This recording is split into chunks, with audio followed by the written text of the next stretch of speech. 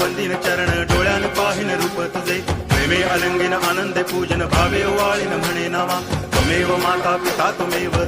बंधुश्च सखा त्वमेव विद्या तरुणं त्वमेव सर्वं मम देव कायेन वाचा मनसेन्द्रियैर्वा बुद्ध्यात्मना वा प्रकृति स्वभावात् करोमि यद्यत् सकलं परस्मै नारायणायति समर्पयामि अच्युतं केशवं रामनारायणं कृष्णदामोदरं वासुदेवं हरि गिरिधरं माधवं गोपिकावल्लभं जानकीनायकं रामचन्द्रं भजे हरे राम